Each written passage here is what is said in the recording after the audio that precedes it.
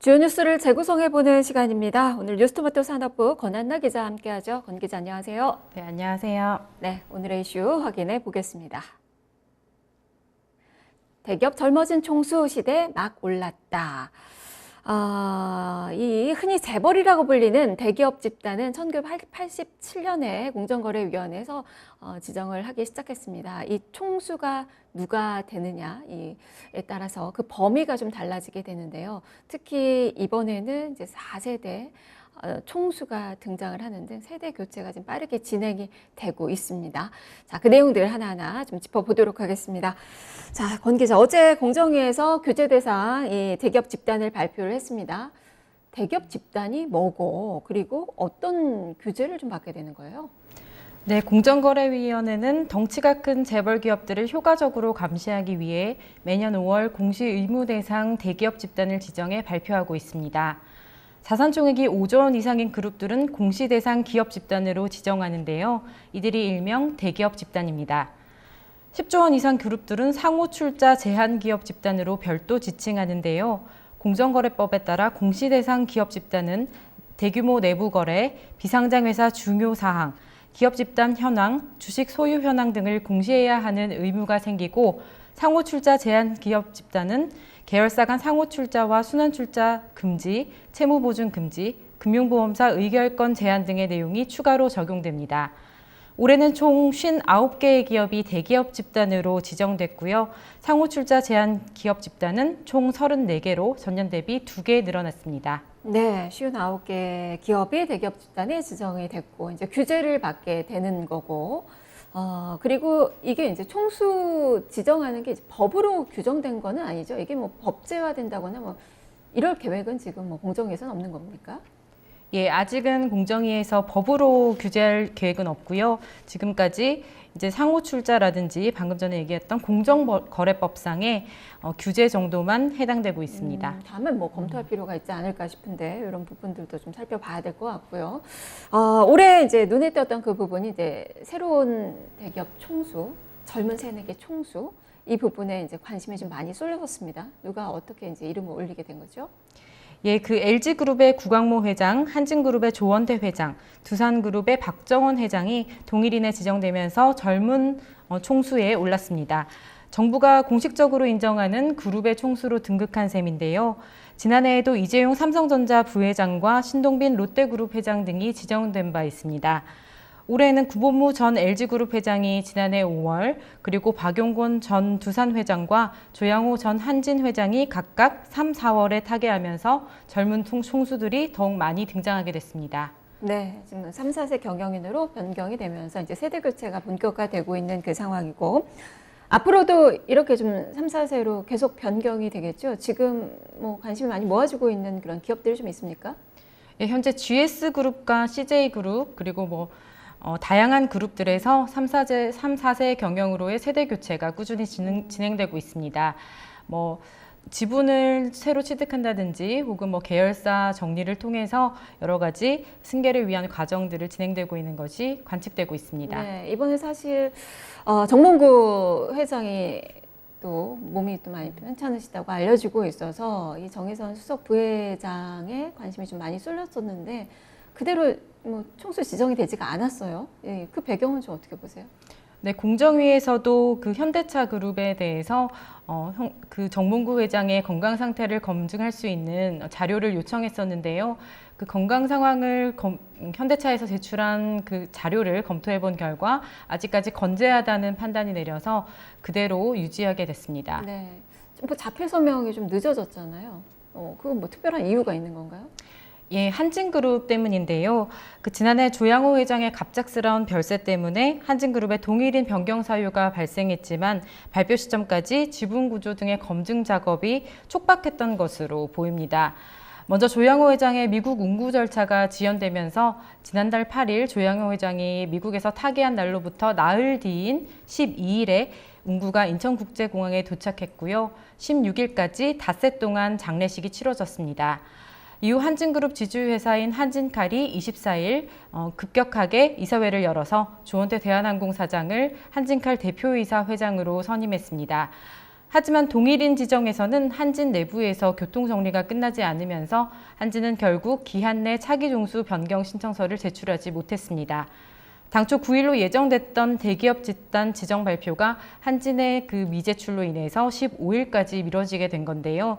한진은 당시 공정위에 기존 총수의 작고 이후 차기 총수를 누구로 할지에 대한 내부적인 의사 합치가 이뤄지지 않아 총수 변경 신청을 못하고 있다라고 소명한 바 있습니다.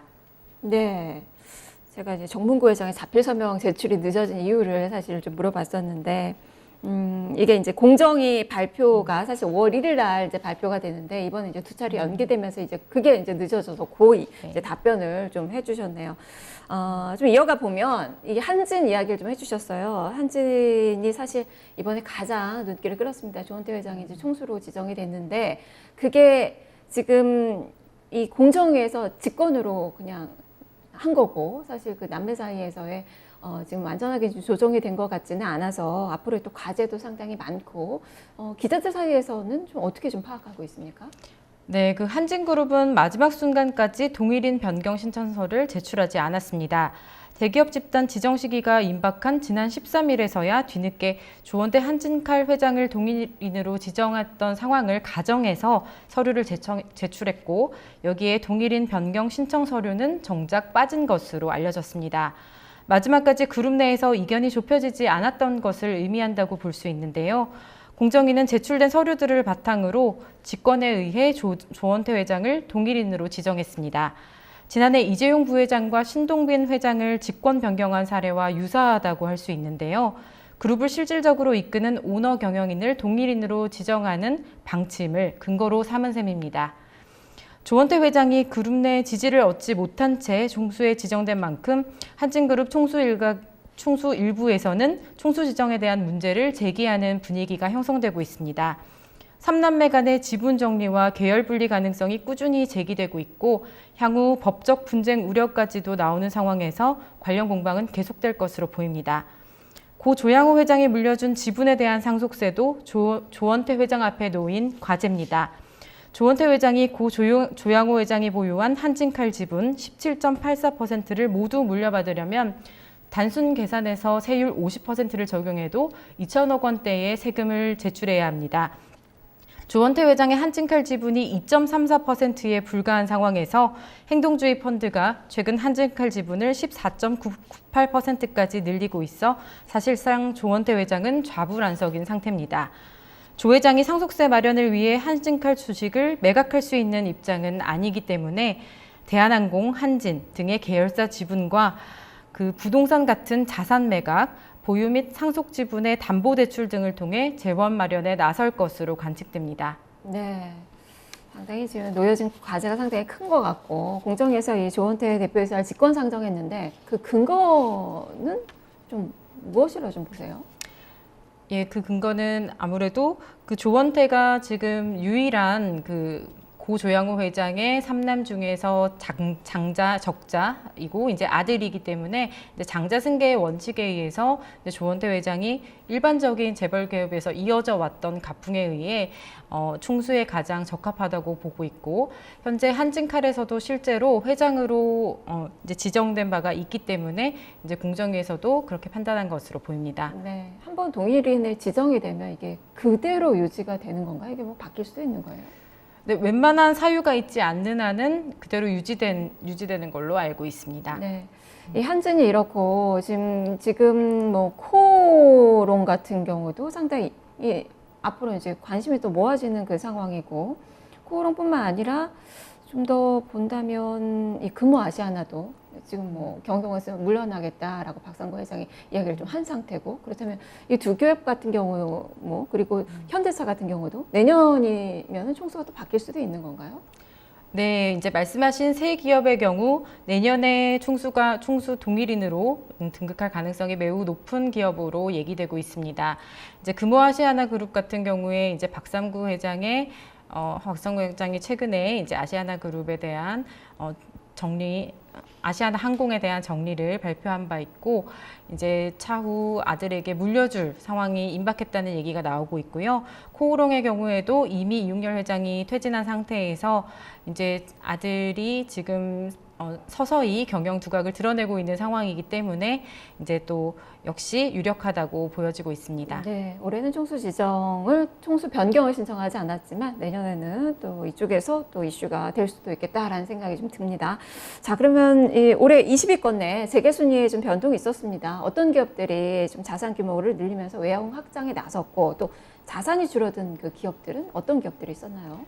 예, 몇 년간 큰 변화가 없던 재계 순위가 올해에는 많은 변화를 보였는데요.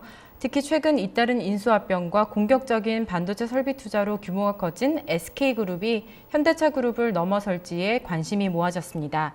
결론부터 말씀드리자면 순위는 변동되지 않았지만 2위인 현대차와의 격차는 대폭 줄어들었습니다. 이날 발표된 지난해 말 기준 현대차의 자산 총액은 223조 5천억 원, SK는 218조 원으로 집계됐습니다. 이 양사의 격차는 2017년 약 48조 원에서 지난해 33조 원, 올해는 5조 원대까지 나날이 간극을 좁혀가고 있는 모습입니다. SK가 최근 2년간 반도체 호황을 바탕으로 자산 규모를 크게 늘려가고 있기 때문인데요. 올해도 대규모 설비 투자와 M&A가 지속 추진되고 있는 상황이어서 향후 재계 순위 변동이 이뤄질 수 있다는 관측도 나옵니다. 10대 그룹 내에서는 하나그룹이 GS그룹을 제치고 7위로 올라섰습니다. 하나의 자산 총액은 65조 6천억 원으로 지난해보다 4조 3천억 원이 늘었습니다. 반면 GS는 62조 9천억 원으로 2조 1천억 원이 줄어들었습니다. 이 밖에 한진그룹과 CJ그룹이 한 단계씩 상승해서 13, 14위에 올랐고 두산그룹은 2계단 하락한 15위를 기록했습니다. 포스코와 농협 등을 제외한 대주주가 명확히 있는 민간기업 기준으로는 10대 그룹에서 두산이 빠지고 한진이 포함된 셈이 됐는데요. 한진의 자산 증가는 행동주의 펀드와의 분쟁 과정에서 한진칼이 단기 차입금을 1,650억 원을 늘리면서 자산을 끌어올린 것과 관련이 깊다는 점은 참고하셔야겠습니다. 네. 눈에 띄는 게 카카오입니다. 뭐 IT 기업 중에 유일하게 이제 대기업 집단에 포함이 됐어요. 이제 벤처 기업에서 이제 대기업 집단에 들어간 거고 사실 뭐 규모상의 뭐 매출이나 이런 걸 보면 네이버가 훨씬 큰데 그럼에도 불구하고 네이버를 제치고 카카오가 지정이 됐거든요. 그 배경이 좀 어디에 있어요? 예, 이번에 카카오가 32위에 들면서 상호 출자 제한 기업 집단에 처음으로 등극했습니다. 특히 카카오는 ICT 기업 중에 처음으로 대기업에 분류됐는데요.